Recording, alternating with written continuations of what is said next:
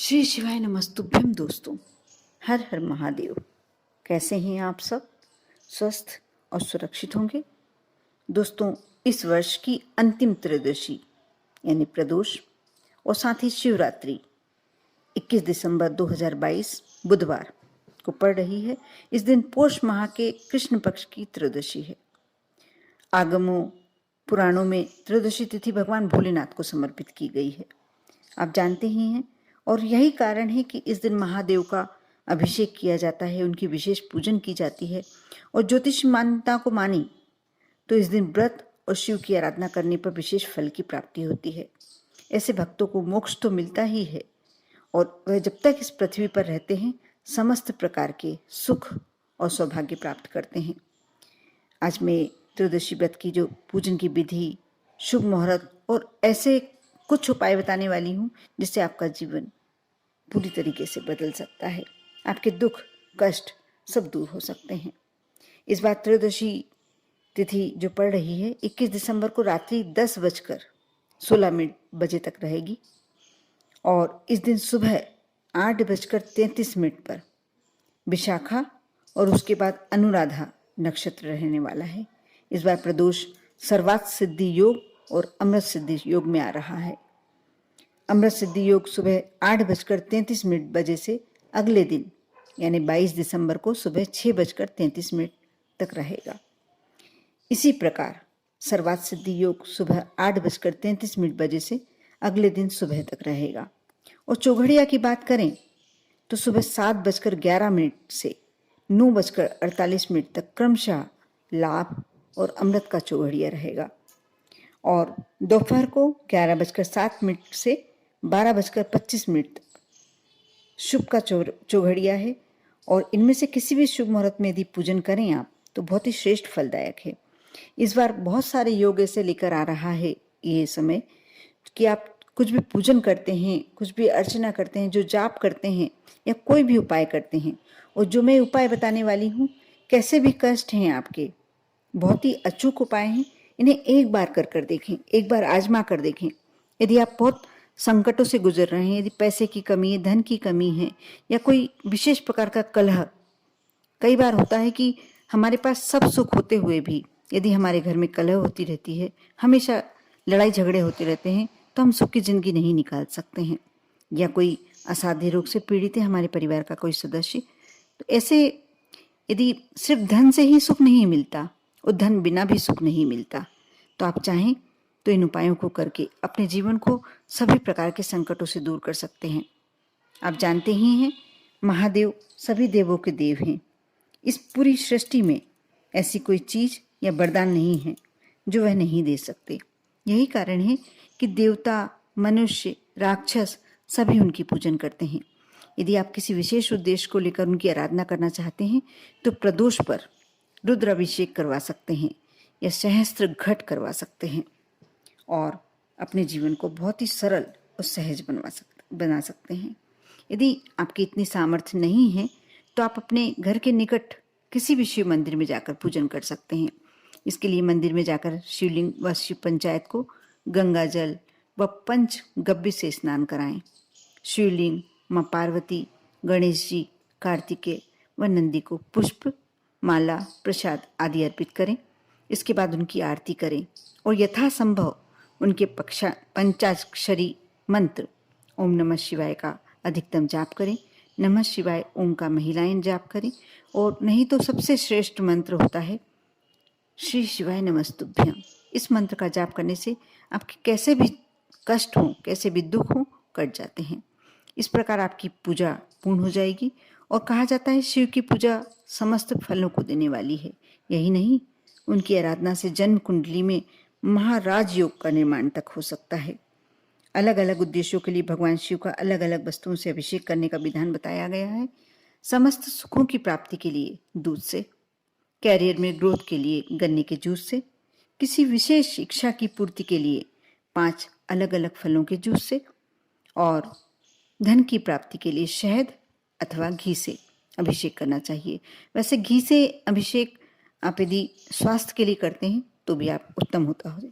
आप किसी भी योग विद्वान पंडित की सहायता से इनमें से कोई भी एक अभिषेक कर सकते हैं, नहीं तो आप स्वयं भी कर सकते हैं। यूँ तो भोले बाबा शमशान में रहने वाले हैं, उनके लिए कुछ भी भक्ष्य या अभक्ष्य नहीं है। उन्हें सच्चे मन से जो भी चढ़ाया जाए वह उसे ग्रहण कर लेते हैं। फिर भी कुछ बातों का आप यदि ध्यान रखते हैं तो ज़्यादा अच्छा होता है। इस दिन केवल फलाहार करना चाहिए। जो प्रदोष का व्रत होता है उसमें आपको फलाहार करना चाहिए। स्वास्थ्य संबंधी कारण होने पर इस नियम को भंग किया जा सकता है। मांस, मदिरा, अंडा, शराब, नशीले पदार्थों का सेवन आप प्रदोष के दिन भूल के भी ना करें। प्रदोष व्रत के दिन पूरे नियम और ब्रह्मचर्य के पालन के साथ रहें। मन में किसी भी तरह का कोई बुरा विचार ना लाएं। इस दिन जितना संभव हो दूसरे की सहायता करें, किसी का भी तिरस्कार ना करें और अपमान ना करें। यह तो हुई कि आपको प्रदोष के दिन कैसा समय व्यतीत करना चाहिए। अब जो मैं उपाय बताना जा रही हूँ वह उपाय आप ध्यान से सुने।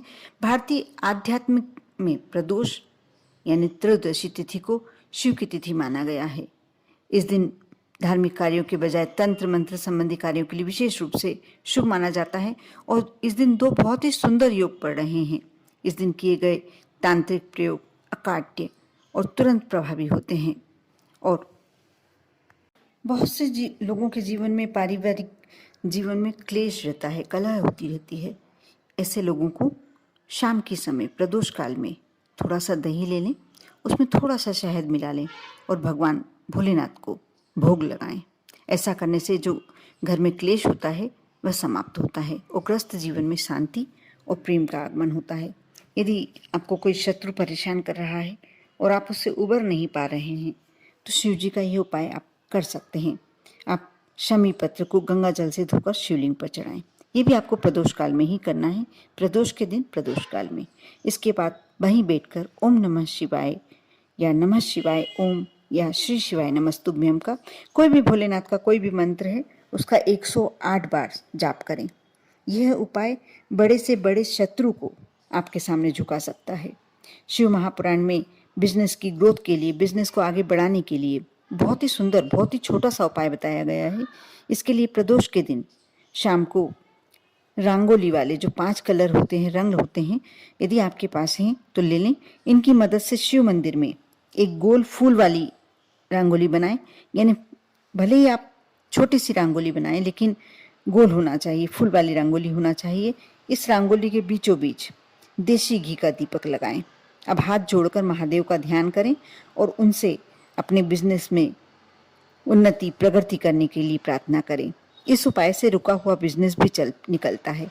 बहुत छोटा सा उपाय है, शायद आपको विश्वास करने में थोड़ा समय लगे, लेकिन आप एक बार कर देखें, आपको अपने आप विश्वास होने लगेगा। यदि आपके जीवन में या आपके परिवार में किसी भी तरह की कोई समस्या हो तो आप प्रदोष के दिन यह उपाय अवश्य एक बार कर देखें। शाम के समय शिव मंदिर में जाएं, वहाँ एक देसी घी का दीपक और एक तेल का दीपक जलाएं।